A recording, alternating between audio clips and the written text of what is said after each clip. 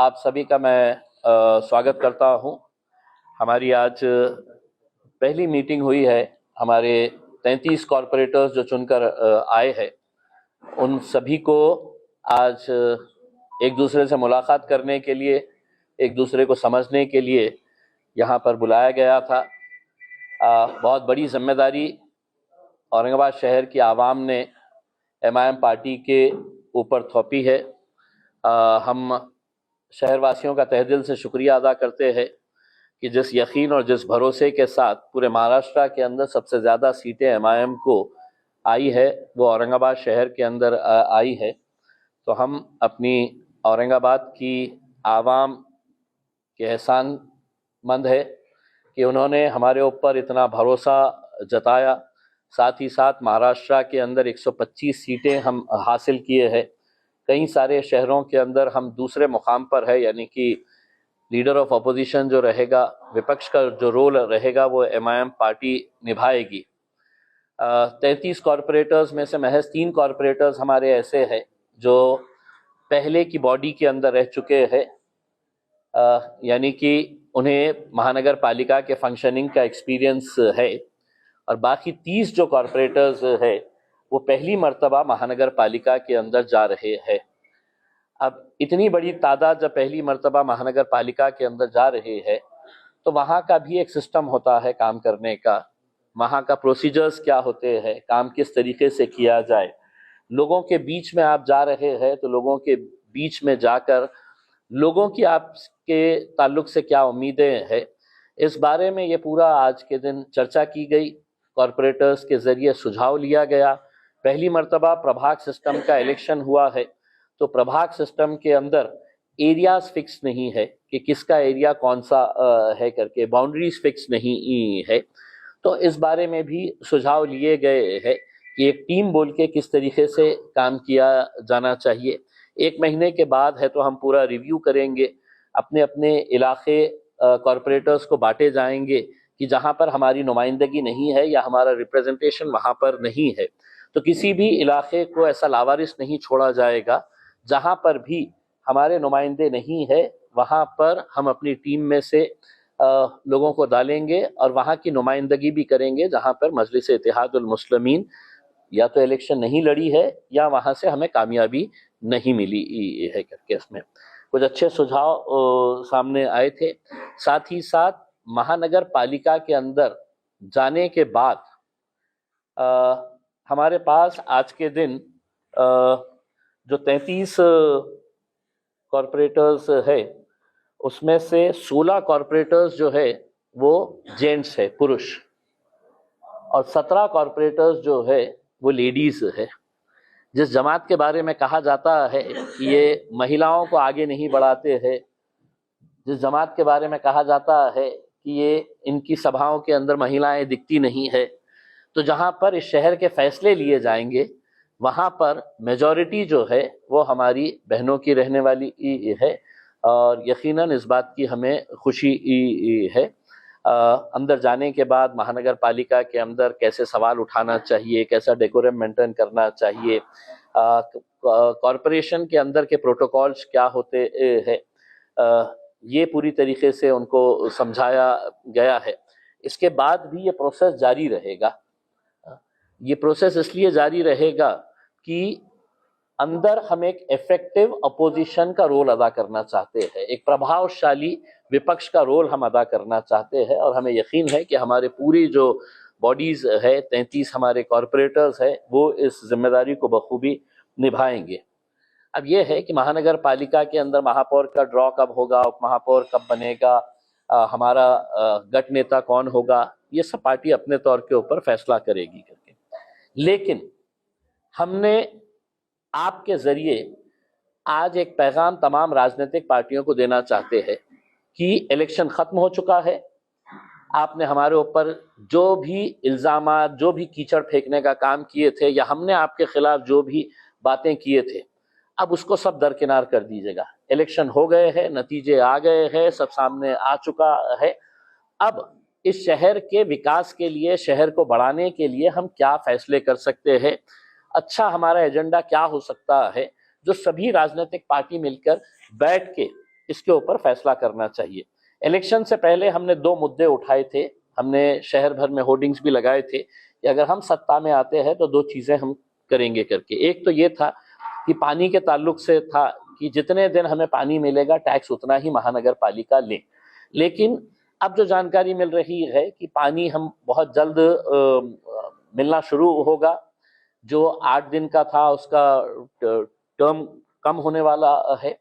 और दूसरा हमने एक जो प्रस्ताव रखा था और हमारी ख्वाहिश है, हमारी उम्मीद है कि तमाम राजनीतिक पार्टियों ने इसमें हमारा साथ दे और हिंदुस्तान के अंदर जो किसी भी महानगर पालिका के अंदर नहीं हुआ वो फैसला हम चाहते हैं कि सभी राजनीतिक पार्टी एक आवाज के अंदर उठाए।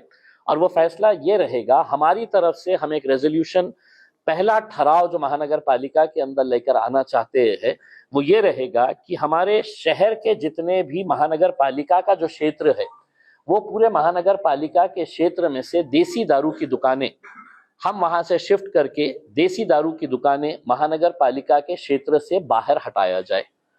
शहर के अंदर कोई भी देसी दारू की दुकान नहीं रहना चाहिए। इसको अगर आपको रखना ही है तो क्षेत्र से बाहर आप लेकर जाइए। हमारी उम्मीद है कि सत्ताधारी पक्ष भारतीय जनता पार्टी हो या उनके सहयोगी पार्टियां हो या दूसरी जितनी भी पार्टियां हैं, एक अच्छा संदेश पूरे देश भर में पहुंचाने के लिए इस तरह का एक आवाज के अंदर ये ठहराव को पास किया जाए, हमारी ऐसी उम्मीद है।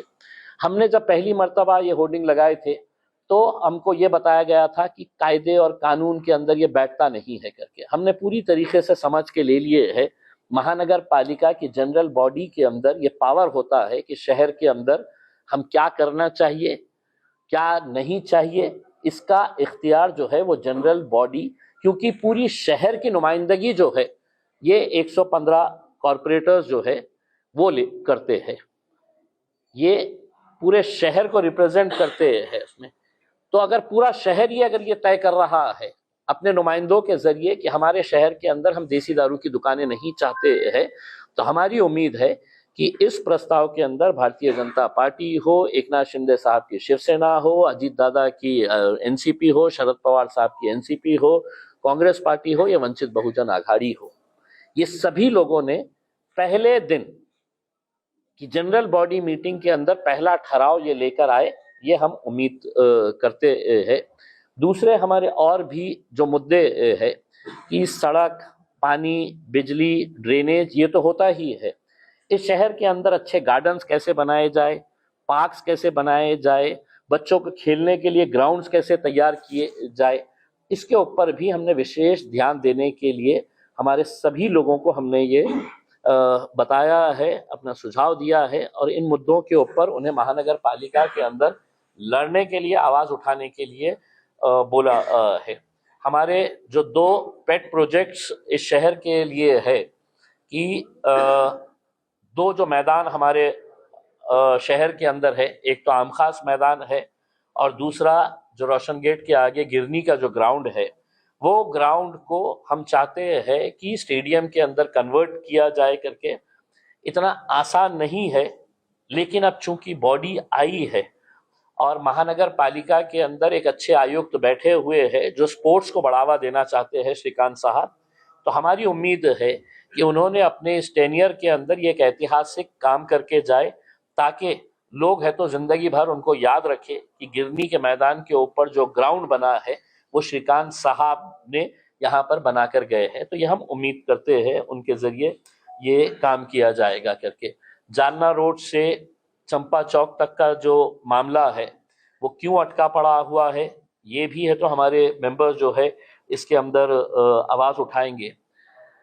सबसे ज्यादा मजलिस को जिन्होंने वोट किया है वो गरीब तबका है, वो गरीब तबका जो सड़क के ऊपर आकर हमारा साथ दिया, इलेक्शन के दिन हमारा साथ दिया और उसी की वजह से हम इतनी सारी सीटें जीते हैं। और उसमें बहुत सारे जो ठेले वाले हैं, जो हॉकर्स है, जो रोड के ऊपर है तो अपना ठेला लगाते हैं, छोटा सा टोकरा लगा के है तो बेचते हैं, फल फूल जो भी बेचते हैं, महानगर पालिका का दस्ता उनके पास जाता है, कभी ट्रैफिक पुलिस वाले उनके पास जाते हैं और उनको हैरान परेशान करते हैं। ये गरीबों की आवाज़ उठाने के लिए भी ये 33 हमारे जितने भी नुमाइंदे हैं ये पूरी ताकत के साथ खड़े रहेंगे। सेंट्रल गवर्नमेंट का कानून है कि हॉकर जोन बनना चाहिए हर शहर के अंदर। आपके बेईमानियों की वजह से हमारा डेवलपमेंट प्लान इतने साल क्यों थका था, किसने इसको बर्बाद किया था, किसने है तो डेवलपमेंट प्लान के अंदर दुकानदारी खोल के है तो इस शहर को बर्बाद करने का काम किया था, वो बात चली गई है। लेकिन द स्ट्रीट वेंडर्स एक्ट ये सेंट्रल गवर्नमेंट का एक्ट है कि हर फेरी वाले को, हर टोकरे में बेचने वाले को या जो भी है तो गाड़ी लेकर करता है उसको एक डेडिकेटेड स्पेस देना चाहिए करके। तो हॉकर जोन हमारे शहर के अंदर नहीं बना है, तो इस वजह से या ट्रैफिक पुलिस हो या महानगर पालिका का तोड़ू दस्ता हो, ये बेचारे गरीब लोग जो है उनके लिए एटीएम बन गए हैं कि कभी भी जाओ कभी भी उठा के फेंक डालो इनका, और कभी भी है तो इनके पास से है तो 2 पैसा ले लो, फिर वो जाके दूसरे दिन बैठ जाते हैं। तो ये ना करते हुए हम महानगर पालिका से उम्मीद कर रहे हैं और हमारी पूरी टीम इसके ऊपर काम कर रही है, करेगी कि हॉकर जोन जल्द से जल्द बनाया जाए करके। उसमें दूसरा ये है कि हरसूल के अंदर जो एक कचरा डिपो जो है वो घनी आबादी के बीच में एक ठेकेदार को फायदा पहुंचाने के लिए एक कचरा डिपो वहां पे बनाया गया था। हमने इलेक्शन से पहले लोगों से वादा किया था कि ये कचरा डिपो वहां से हटना चाहिए करके। अब 33 हमारे नुमाइंदे आ चुके हैं, महानगर पालिका से अनुरोध करेंगे, रिक्वेस्ट करेंगे कि ये कचरा डिपो यहाँ से हटाया जाए हरसूल से, और आपको जहां लेके जाने का है आप लेकर जाए करके। और अगर इसके बावजूद भी अगर महानगर पालिका ये फैसला नहीं करती है तो आवाम की, जनता के हित के अंदर हम ये कचरा डिपो अपने तौर के ऊपर हटा देंगे और उसकी पूरी जिम्मेदारी जो है वो महानगर पालिका के उन अधिकारियों के ऊपर जाएंगे जो कचरा डिपो शहर के बीचों बीच घनी आबादी के अंदर लगाए हुए हैं। तो ऐसे कुछ मुद्दे हैं, हेल्थ के कुछ इश्यूज सुझाव आए हैं हमारे मेंबर्स की तरफ से। स्कूल्स का दर्जा कैसा बढ़ाया जाएगा इसके ऊपर हमने चर्चा की है कि महानगर पालिका के स्कूल्स को, जो सीबीएसई स्कूल जो बंद हो रहे हैं या और उसका दर्जा कैसा बढ़ाना चाहिए, इसके ऊपर भी चर्चा की गई है। तो ये सब मुद्दों के ऊपर बातचीत की गई है और अभी इनके और ट्रेनिंग सेशंस होंगे ताकि एक प्रभावशाली विरोधी पक्ष का ये रोल अदा करे। अभी इतने सारे हमारे महाराष्ट्र के अंदर जो कामयाबी हासिल हुई है और आप लोगों ने जिस तरीके से मजलिस का साथ दिया और पब्लिसाइज किया है कि पूरे महाराष्ट्र में नहीं या पूरे हिंदुस्तान के अंदर मजलिस की दखल ली जा रही है कि 125 कॉरपोरेटर्स चुनकर आए हैं। हम अपना शुक्रिया अदा करने के लिए बहुत जल्द गाड़ियों का काफिला लेकर हैदराबाद जाएंगे। बैरिस्टर असदुद्दीन अवैसी साहब, अकबरुद्दीन अवैसी साहब का शुक्रिया अदा करने के लिए। तो हमारे 125 कॉरपोरेटर्स, महानगर पालिकाओं के 83 काउंसिलर जो नगर परिषद के अंदर आए हैं, ये सभी लोग अपनी अपनी गाड़ियों के अंदर मजलिस का झंडा लहराते हुए हम हैदराबाद के दारुसलाम के अंदर जाएंगे कि उनकी मेहनतों की वजह से आज मजलिस ये दिन देख रही है, दोनों भाइयों की मेहनतों की वजह से कि आज हम इतनी बड़ी ताकत बनकर उभरे हैं। तो इसका डेट बहुत जल्द हम ऐलान करेंगे और इंशाल्लाह जहां जहां पर भी मुमकिन होगा बैरिस्टर असदुद्दीन अवैसी साहब खुद आकर इजहार तशक्कुर अपनी आवाम का शुक्रिया अदा करने के लिए भी वो जल्द से ऑर्गेनाइज करेंगे। तो यही कुछ बातें थी आप लोगों से शेयर करने की। अगर आपके पास कोई सवाल है तो पूछ लीजिएगा। आपने शराब को शहर से बाहर का कह दिया, लेकिन गांजा, शराब, मटन, ये मंशियात की लालच में जो झगड़ा हुआ है शहर, उसके लिए क्या लाया है? देखिए, कम से कम एक संदेश हम ये देना चाह रहे हैं कि हम इस शहर से नशे को पूरी तरीके से ख़त्म करना चाहते हैं करके। अगर आप देखेंगे तो शराब की दुकानों के लिए लाइसेंस लिया जाता है, बटन और गोलियां और चरस और गांजा बेचने के लिए कोई फिक्स दुकानें नहीं है कि जहां पर यहाँ से है तो ये बेचा जा रहा है करके। ये पुलिस डिपार्टमेंट की जिम्मेदारी है। आज अगर पूरा शहर, पूरी राजनीतिक पार्टियां एक आवाज के अंदर आती है तो मैं समझता हूं कि हिंदुस्तान के अंदर एक पैगाम जाएगा कि नशे के खिलाफ औरंगाबाद के अंदर जितनी भी राजनीतिक पार्टियां हैं अपने राजनीतिक मतभेद, विवादों को भूलकर एक अच्छा फैसला जनता के हित में ले रही है करके। इसका मतलब ये नहीं है कि हम देशी दारू की दुकानें बंद करवा रहे हैं तो दूसरी तरफ हम बोलेंगे कि नहीं बटन का कारोबार चले करके। इसके लिए भी है तो प्रॉपर रिप्रेजेंटेशन करके पुलिस के जरिए है तो ये कारोबार कैसा बंद किया जा सकता है, इसके लिए पूरी की पूरी टीम अपने तौर के ऊपर काम करेगी।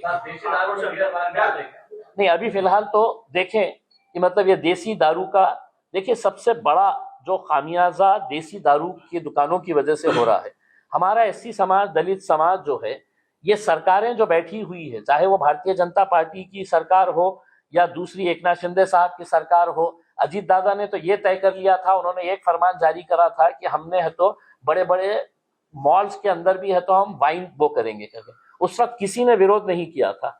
उस वक्त हमने ये बताए थे कि तुम एक दुकान मॉल के अंदर है तो वाइन रख के बताओ, हम फोड़ के रख डालेंगे करके। मजबूरन सरकार को अपना फैसला वापस लेना पड़ा था उसमें। आज शुरुआत तो करते हैं कि आज एससी समाज के खास तौर से जितनी महिलाएं हैं, ये पूरा का पूरा हमें साथ देने के लिए तैयार है। एससी समाज का एक बहुत बड़ा वर्ग है जो इस मुद्दे को बहुत अच्छे तरीके से एक्सेप्ट करेगा। अब देखना यह है कि लोग हमारा साथ देते हैं या बेवड़ों का साथ देते हैं। राजनीतिक पार्टियां बेवड़ों के साथ खड़ी हुई है या एक अच्छा फैसला लेने के लिए हमारे साथ आती है करके। और हम चाहेंगे कि इसके अंदर आप अगर ये प्रस्ताव लेकर आते हैं, सत्ताधारी पक्ष अगर भारतीय जनता पार्टी अगर ये प्रस्ताव लेकर आती है, हम पूरी तरीके से आज ये ऐलान करते हैं, एक आवाज के अंदर हमारे 33 के 33 कॉर्पोरेटर जो है इसका साथ देंगे। विरोधी पक्ष नेता, गट नेता, कॉप मेंबर्स कौन रहेंगे ये पार्टी फैसला करेगी, बहुत जल्द फैसला करेगी। अभी उनका खुद का तय नहीं हुआ है कि अभी महापौर उनका कौन सा ड्रॉ में आने वाला है करके। आपके जरिए मैं कुछ लोगों को ये बताना चाहता हूँ कि बराए करम मेहरबानी, हमने ये जो टिकटें जो दिए हैं ये किसी के मशवरे से दिए नहीं है, तो हमको फ़ोन करके परेशान ना करे या हमको व्हाट्सअप करके परेशान ना करे कि इसको कॉप मेंबर बना दे करके। थोड़ा बहुत ज्ञान हमारे में है कि हमको किसको देना है, किसको नहीं देना है, किसको गट नेता बनाना है, किसको विरोधी पक्ष नेता बनाना है करके। ये पार्टी अपने तौर के ऊपर तय करेगी। पिछली बार फाइटिंग का मुद्दा बहुत गड़बड़ाया है, इस बार फाइटिंग होने वाले हैं। कहाँ पे? मनपा के अंदर सभागृह में फाइटिंग हुई थी पिछले बार। आगे जवाब देंगे। आपने हरसुल कचरा डिपो को कहा है, हिमायत ने पड़ेगांव कचरा डिपो के खिलाफ मुहिम चलाई थी, क्या आप पड़ेगांव के लोगों को इससे निजात करेंगे? देखिए, पड़ेगांव के लोग अगर इसका विरोध करना चाहते हैं, हम जब हरसूल इलाके में गए थे तो हरसूल इलाके के हमारे चारों भी जो हमारे नुमाइंदे हैं, ये हमारे विजय श्री जाधव, हमारे अशोक हेवराले साहब, अजहर पठान साहब और यूनुस पटेल साहब की जो बेटी है, इन सब के ऊपर लोगों का यही था कि हम आपका साथ देंगे अगर आप है तो हमको ये वादा करेंगे कि ये डिपो हटना चाहिए। अगर पड़ेगांव के लोगों को भी अगर ऐसा लगता है कि आपके लिए सरदर्द है, खराब है, तो उन्होंने हमारे पास अप्रोच करे, या नहीं तो सत्ताधारी पक्ष के पास जाए। लेकिन हमने तय किया है कि हरसूल का कचरा डिपो हटेगा, मतलब हटेगा।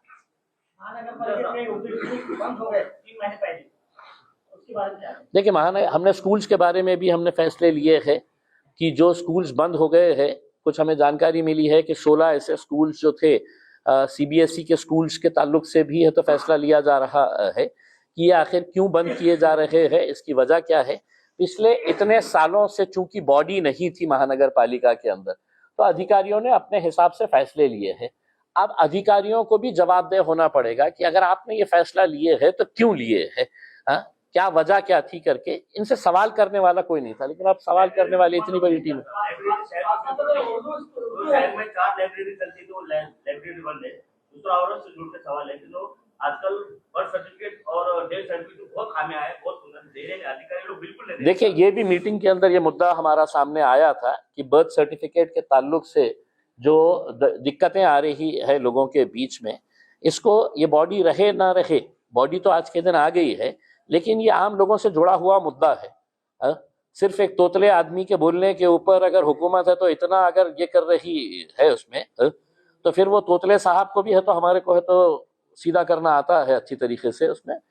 आप है तो ठीक है, आपको अगर कोई लग रहा है कि साहब ये गलत हो रहा है तो आप उसके खिलाफ कार्रवाई करिए, लेकिन आम लोगों को अगर इस तरीके से आप ये करेंगे कि साहब एक चोर पकड़ा गया तो बाकी के पूरे चोर है करके अगर आप उसको इस नजरिए से देखेंगे तो मेरे हिसाब से वो भी गलत बात है। हम बर्थ सर्टिफिकेट के ताल्लुक से अपना रिप्रेजेंटेशन जिस जिस अधिकारी के पास करना है हम बराबर करेंगे। अतिक्रमण को लेकर और जो लोग बेघर हुए जिनके कारोबार टूट गए, कहीं भी अगर छोटा मोटा हादसा होता है तो वहाँ अतिक्रमण किया जा रहा है, तो उसको कैसे? देखिए, जब ये अतिक्रमण हुआ था उस वक्त भी हमने ये मांग किए थे कि भाई जहां पर इलीगल है, अगर आप वो तोड़ के 8 दिन 10 दिन 15 दिन 20 दिन के अंदर अगर वहां पे आप रास्ता चौड़ा करना चाह रहे हैं तो आप तोड़िएगा। लेकिन उस वक्त उनको सिर्फ भारतीय जनता पार्टी और एकनाथ शिंदे साहब के जो पालक मंत्री है उन्होंने कहा था कि ये गणपतीचा उत्सव समाप्त होऊ द्या, आम्ही हे पण पाडणार ते पण पाडणार करके। आता तुम्ही पाडलं सगळं, आता पाडून ही तुम्हाला काय साध्य झालं? तुमने गिरा तो दिए, लोगों को बेघर कर डाले, लेकिन कहाँ है देवेंद्र फडणवीस साहब? आके यहाँ पे एक भाषण के अंदर नहीं बोले हैं कि भैया मैं है तो 1000 करोड़ रुपए का 500 करोड़ रुपए का पैकेज दे रहा हूं, जो घर हमारे लोगों के बोलने के ऊपर गिराए गए, चाहे फिर वो अतुल सावे के बोलने पे हो, केनेकर के बोलने पे हो, कराड़ के बोलने के ऊपर हो, इनके बोलने के ऊपर जो गिराए गए हैं, तो अब आपने हासिल क्या किए? सिवाय आपने 20-20 25-25 जेसीबीज लेके जाके रील्स बना के है तो हम ये तोड़े वो तोड़े है करके, आपने रोड क्यों नहीं बनाए है करके? अब सत्ता में आए हैं, हम उम्मीद करते हैं कि वो जल्द से जल्द ऐलान करेंगे कि जनता ने है तो आपको 58-57 जितने सीटें जिताकर लाई है, उस शहर को कम से कम है तो आप एक विशेष पैकेज देकर वहां पर जो भी ये रास्ते के बीच में अर्थ आ रहे थे वो उसको है तो आप जल्द से जल्द रोड का काम शुरू करो। महानगरपालिका क्षेत्रामध्ये चिकलठाणा असो, हर्सुल असो, हे जे गाव होते पूर्वी त्या ठिकाणी जुने गावठाण होते, त्यांचे घर होते, त्याला अतिक्रमण म्हणून त्याला पाडण्यात आलं। सरसगट मोहीम ही अतिक्रमण म्हणून चालवण्यात आली। त्यांना रेडी रेकनर प्रमाणे पैसे मिळायला पाहिजे होते, त्यांना टीडीआर देऊ असं आश्वासित करण्यात आलं। कोट्यावधीची जमीन गेली, बांधकाम गेलं, त्याच्यासाठी तुम्ही काय करणार?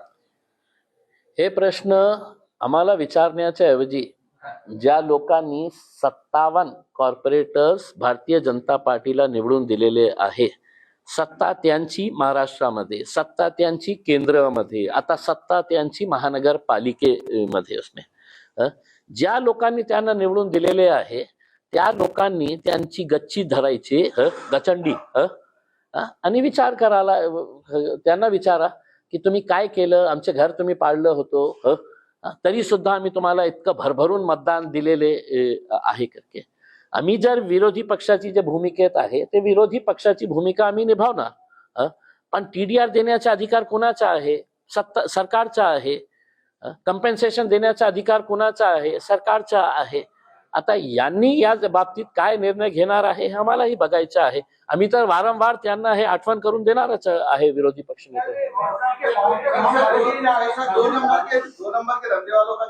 एक मिनट घरकुल के फॉर्म भर के लिए जा रहे हैं, अभी लकी ड्रॉ का फॉर्म भी उन्होंने भर के लिए, घरकुल भरने का पता नहीं है, सिर्फ फॉर्म भर के लिए जा रहे हैं। देखिए, आपको ये चीज तो पता होगा कि प्रधानमंत्री घरकुल योजना इस शहर से पूरी तरीके से खत्म हो गई थी। इसके बावजूद कि यहाँ पर है तो केंद्रीय मंत्री कराड़ साहब थे और उनके प्रधानमंत्री के नाम के ऊपर ये स्कीम थी, प्रधानमंत्री घरकुल योजना। लेकिन जब ये शहर के अंदर पूरी तरीके से खत्म हो गई थी, 62,000 लोगों ने फॉर्म भर के 2017 में इंतजार कर रहे थे कि हमारा घर कब बनने वाला है करके, तब मैंने लोकसभा के अंदर ये मुद्दा उठाया था। उसके बाद 22 IAS अधिकारियों को हमने दिल्ली में समन किया था और सबको लाइन में खड़े करवाए थे पार्लियामेंट की कमेटी के सामने, तब जाकर है तो ये घरकुल की योजना दोबारा शुरू हुई है करके। अब उसका कितना काम हुआ है, घर अलॉट कब होने वाला है, या सिर्फ 2017 से अब हम 2026 तक आ गए हैं, एक भी घर किसी को अलॉट नहीं हुआ है। लेकिन इसके बावजूद भी आप नरेंद्र मोदी साहब की तस्वीरों के साथ होर्डिंग्स देख रहे होंगे कि हमने इतने कोटी इतने लाख घर जो है वो हमने गरीबों को दे दिए है करके। हम देश की बात नहीं कर रहे हैं, हम अपने शहर के अंदर इनसे ये सवाल करना चाहेंगे कि आप एक फिक्स टाइम बताइएगा कि ये घरों को कब तक गरीबों के पास दिया जाएगा। शहर में राशन कारोबारी 2 नंबर के धंधे वाले आज भी गुजरात को राशन का चावल भेज रहे हैं, इस पे आपकी क्या प्रतिक्रिया? आपको पता था ना ये पहले से? सारा मीडिया जो है वो इम्तियाज जलील का क्यों इंतजार कर रहा था ये बोलने के लिए कि राशन का 2 नंबर का धंधा इस शहर के अंदर होता है करके। मैं तो पत्रकार नहीं हूँ। लेकिन बताइएगा साहब, किस पत्रकार ने ये आवाज उठाया था कि गोर गरीब लोगों का राशन जो है वो कैसा 2 नंबर के जरिए है तो गुजरात को भेजा जा रहा है, वालूज के अंदर एक फैक्ट्री है वहां पे है तो ये राशन है तो बेचा जा रहा है खिचड़ी का करके उसमें। जब पूरे पत्रकारों को पता था तो फिर खामोश क्यों थे? जिल्हा परिषद चुनाव सांगितलं आता की महिन्याभरानंतर तुम्ही या नगरसेवकांचं मूल्यमापन करणार, त्या काय तुम्ही घेणं क्रायटेरिया ठरवलंय, कशा पद्धतीने? नहीं, मूल्यमापन अभी उतरे नहीं मैदान में और आप बोल रहे हैं इनका मूल्यमापन करे कर। नहीं, इनका ट्रेनिंग कैंप बोला मैंने ट्रेनिंग कैंप बोला। देखिए, मैं भी जब पार्लियामेंट के अंदर गया तो मुझे भी ये तो बहुत कुछ समझना था कि भाई पार्लियामेंट की फंक्शनिंग कैसी होती है, सवाल अगर डालना है तो कैसा डालना है करके, ओरल कौन कौन से सब्जेक्ट के अंदर है तो हम हाथ ऊपर उठा के है तो अपने मुद्दे रेस कर सकते हैं करके। अब 33 में से सिर्फ 3 लोग हैं जो कॉरपोरेशन की जनरल बॉडी मीटिंग के अंदर बैठे हुए थे। स्टैंडिंग कमेटी से लोगों की उम्मीदें क्या रहती है, दूसरी जो कमिटीज होती है वो कमिटी के अंदर इनके रिस्पॉन्सिबिलिटीज क्या रहेंगे। तो जब तक ट्रेनिंग नहीं दी जाएगी तो मेरे हिसाब से एक मर्तबा इनका ट्रेनिंग होने दीजिए, साल भर के बाद मूल्यमापन करेंगे। और मेरे से पहले तो आप ही लोग करने के लिए बैठे हैं ना मूल्यमापन की। 33 जिंकू नाले होते काय उपटले। हमने किसी के साथ भी जिला परिषद के अंदर अभी गठबंधन नहीं किया है। जिला परिषद का इलेक्शन हम लड़वा रहे हैं, हमारी 5 लोगों की कमेटी बनाई गई है, वहां पे मेरे ऑफिस के अंदर इंटरव्यूज चल रहे हैं। हमें इस बात की खुशी है कि जिस जमात के बारे में कहा जाता था कि सिर्फ एक मुसलमानों की ये जमात है, आज जिला परिषद का इलेक्शन लड़ने के लिए हर जाति धर्म और मजहब के लोग जो है वो हमारे पास फॉर्म भरे हुए हैं। और हम इस जिला परिषद इलेक्शन के जरिए एक पैगाम देना चाह रहे हैं कि अब मजलिस जो है सिर्फ शहरों की जमात नहीं है, हम छोटे छोटे गाँवों तक भी पहुंच चुके हैं। जिला परिषद भी लड़ रहे हैं, पंचायत समिति भी लड़ रहे हैं। हाँ, मुस्लिम और दलित समाज अगर एक साथ हो जाए तो इसका बहुत बड़ा इम्पैक्ट होगा। देखिए, इससे पहले भी जरांगे पाटिल साहब ने ये बात कही थी और यकीनन पॉलिटिकली अगर एक फोर्स तैयार होती है तो हम भी इस बात का स्वागत करेंगे।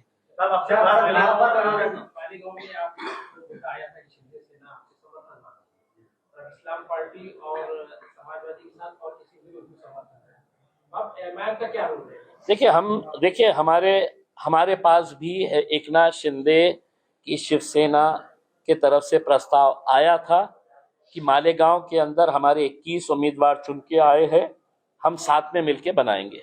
लेकिन पार्टी के अध्यक्ष बैरिस्टर असदुद्दीन अवैसी साहब हो या महाराष्ट्र के अध्यक्ष, हमने शुरुआत से ही हमने ये फैसला लिया था कि ना हम भारतीय जनता पार्टी के साथ जाएंगे, ना गुस्ताख रसूल एकनाथ शिंदे साहब के साथ जाएंगे करके। ये स्टैंड हमारा पहले से भी क्लियर था। तो इसलिए हम सिर्फ सत्ता की कुर्सी पे बैठना है तो हम अपने उसूलों के साथ समझौता नहीं करने वाले हैं, किसी हालत में नहीं जाने वाले हैं। हमको ये देखना है जिस पार्टी का नाम इस्लाम है, वो इस्लाम जिसको हमारे पैगंबर मोहम्मद मुस्तफ़ा सल्लल्लाहु अलैहि वसल्लम वो है तो गुस्ताख रसूल के साथ जाते हैं क्या, हमको ये देखने का है। हमको सियासत के अंदर कुर्सियां नहीं है, हम विरोधी पक्ष के अंदर बैठेंगे और इतनी मजबूती के साथ बैठेंगे कि सत्ताधारी पक्ष से ज्यादा हम मजबूती से काम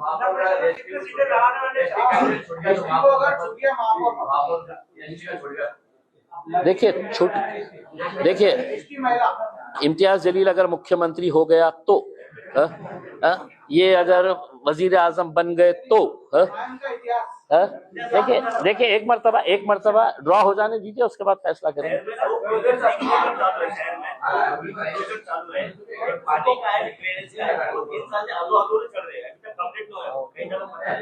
नहीं, आप तो पानी का सिर्फ 3 साल का बोल रहे हैं। पानी का कब से, हाँ पानी का कब से है। हमारे मेंबर्स ये पूरी तरीके से महानगर पालिका के अंदर हिसाब मांगेंगे कि 350 की 700, 700 से 1400, 1400 से 2200, 2200 से 3000 और 3000 से 3300 करोड़ रुपया ये स्कीम कैसी गई है। या तो सोने की पाइपलाइन डाले है या चांदी का वर्क चढ़ाए है, हमें नहीं पता है, लेकिन इसका हिसाब मांगा जाएगा। और जो भी भ्रष्टाचार उसके अंदर हुआ है, चाहे वो एमजेपी ने किया हो या महानगर पालिका के अंदर, इसका हिसाब बराबर लिया जाएगा। सीटें लढा अभी मैं नहीं कर रहा हूँ साहब, वो कमेटी डिसाइड कर रही है.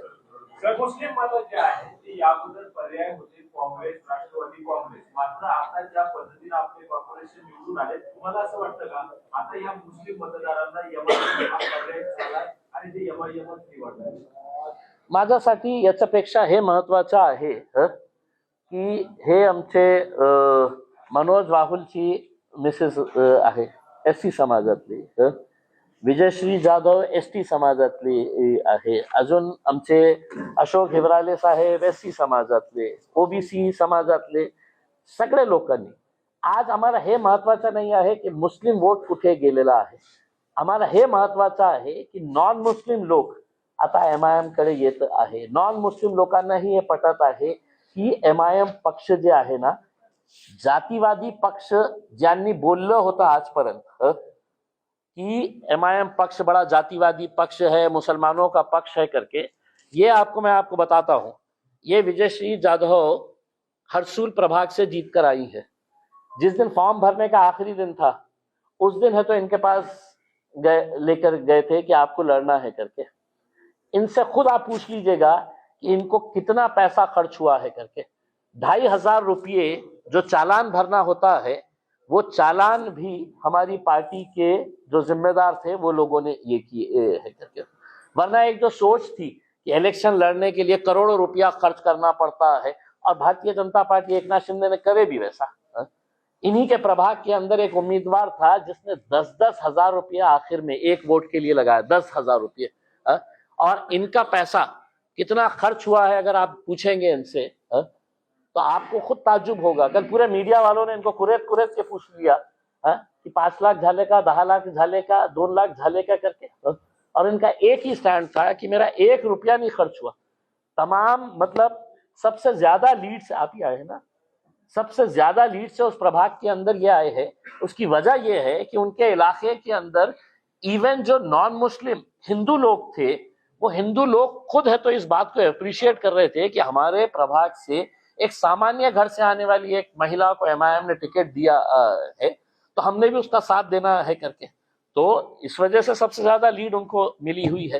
तो मुस्लिम वोट कहाँ जा रहा है, कहाँ गया है, प्रश्न आहे की मुस्लिम मतदारांना आता एक चांगला पर्याय उपलब्ध झालाय.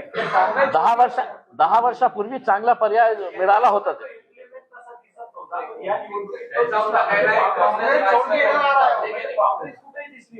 नाही काय आहे की आमच्यासाठी हे दुर्दैव आहे की एक काँग्रेसची सीट निवडून आली आणि ते आपल्या ताकदीवर निवडून नाही आली.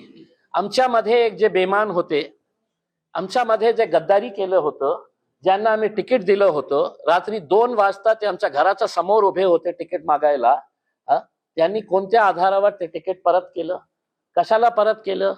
आमच्या एक सीटसाठी 50-50 लोक तिकीट मागत होते आणि ह्या महाशय ते कोणत्या कारणाने, काय कारण काय होतं, लेनदेन झाली होती, घाबरले होते, काय कारण होतं. तुम्ही खऱ्या अर्थाने आम्ही तुम्हाला तिकीट दिली होती, तुमची जबाबदारी होती की आमच्याकडे यायचं की साहेब मला निवडणूक नाही लढायची आहे, कोणी दुसऱ्याला तुम्ही सपोर्ट करा करके. पण जेव्हा अशा प्रकार घडला म्हणून ते काँग्रेसची एक सीट निवडून आली. NCP जे शरद पवारची सीट निवडून आलेली आहे त्यामध्ये आमचा कॅन्डिडेट उभा असला असता तर शरद पवार साहेबांची NCPला ही 0 मिळाले असते. पूर्ण ताकदीने आमचे सगळे लोक ते नवीन मनमोहन सिंग ओबेरॉयला सपोर्ट केले, प्रचार केलं, म्हणून ते जिंकलं. आणि ते मान्यही करतात की MIM मुळे आमचा विजय झालेला आहे. आता भारतीय जनता पार्टी त्यांच्या मागे लागलेले आहे की तुम्ही आमच्या गटामध्ये या करके. तर मी स्वतः त्यांना बोललेलं आहे की तुमच्या राजनीतिक जे हे आहे ते संपणार. तुम्ही भारतीय जनता पार्टी सोबत ज्या दिवशी जाणार तुम्ही समझा कि तुम्हाला माइनॉरिटीज तुमच्यापासून दूर होतील. मुंबई मेयर रेस में जो है सर, मुंबई की जो मेयर रेस है उसके अंदर उद्धव ठाकरे गठ का बोलना है कि अगर हमारे सहयोगी गठबंधन से हम लोग 108 सीटें होते हैं हमारे पास, उसके मेयर बनने के लिए 114 चाहिए, तो उस वक्त आपके पास अगर आते तो आपका रुख क्या रहेगा? भाजपा को दूर रखने के लिए जहां पर भी अगर कोई गठबंधन ऐसा बनता है कि जहां पर हम उनकी मदद अंदर जाके करें या वो कहे कि हम बाहर से आप समर्थन दें, तो हम पूरी तरीके से तैयार है ऐसे किसी भी गठबंधन का साथ देने के लिए जो भारतीय जनता पार्टी को सत्ते से दूर रखता है। और यही सवाल के जवाब में आज हमारे पास 3 अलग अलग महानगर पालिकाओं के तरफ से प्रस्ताव आया है और हमने उनको साफ कह दिया है कि हम पूरी तरीके से आपका साथ देंगे अगर आप तमाम पार्टियों को साथ में